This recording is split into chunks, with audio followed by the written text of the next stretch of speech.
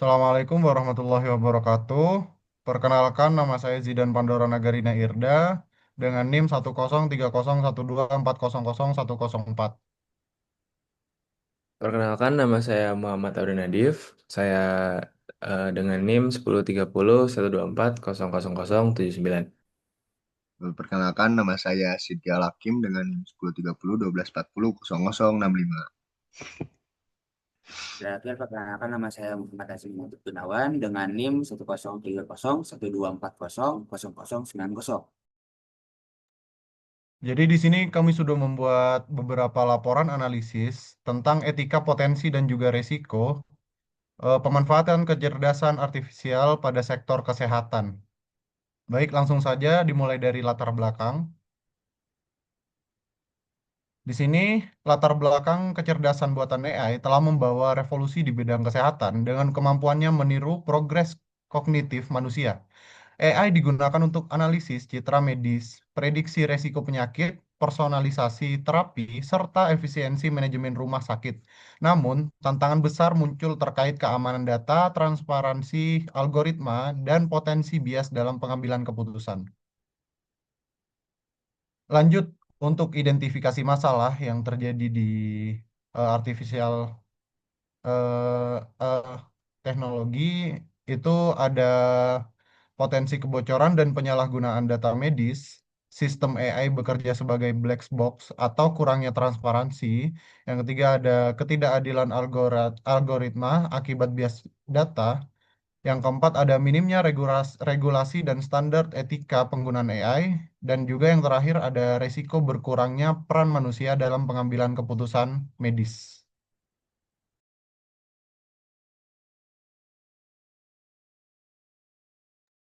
Lalu untuk selanjutnya ada tujuan analisis yang kami buat. Itu yang pertama ada mengidentifikasi dan menganalisis manfaat dan risiko AI di sektor kesehatan. Dan yang kedua ada mengevaluasi tantangan etika implementasi AI. Yang ketiga menyusun rekomendasi kebijakan berbasis prinsip etika. Dan yang terakhir adalah mendukung penggunaan AI yang adil, transparan, dan aman.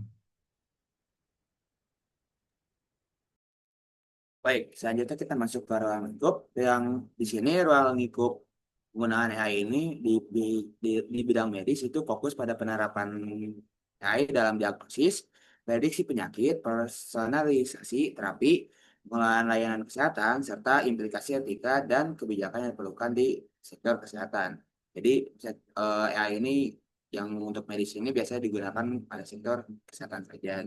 Adapun juga untuk membahas ke masyarakat.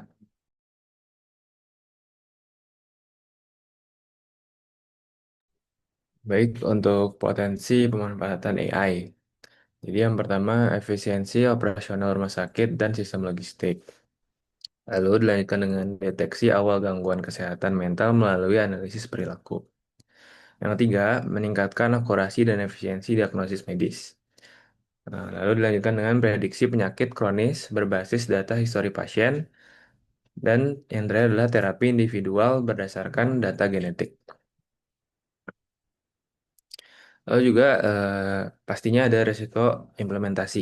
Yang pertama, risiko keamanan dan privasi data pasien. Yang keduanya, ketergantungan pada sistem AI yang tidak transparan.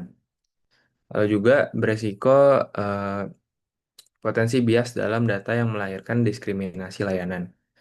Lalu yang terakhir, penurunan kepercayaan jika AI tidak dapat dijelaskan atau diaudit.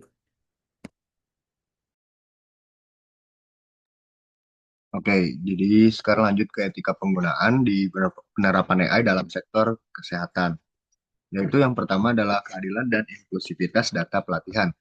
Lalu yang kedua adalah pentingnya explainable AI untuk akuntabilitas, yaitu menjaga privasi dan mendapatkan persetujuan pasien.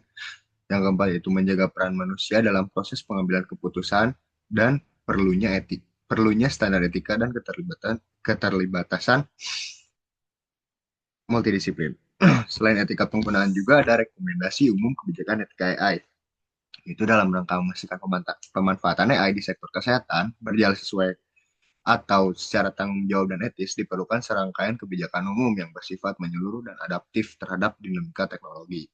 Contohnya seperti pemerintah dan lembaga kesehatan harus merumuskan regulasi, terus dibutuhkannya mekanisme sertifikasi dan evaluasi, terus selanjutnya kebijakan etika juga perlu mendorong pengembangan explainable AI, lalu harus ada kebijakan inklusi data, penting untuk menyediakan pelatihan etika dan literasi AI bagi tenaga medis, dan kolaborasi internasional dalam pembentukan kerangka etik global.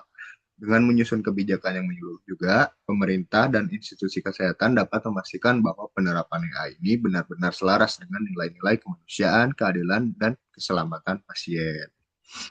Itu etika penggunaan dan rekomendasi.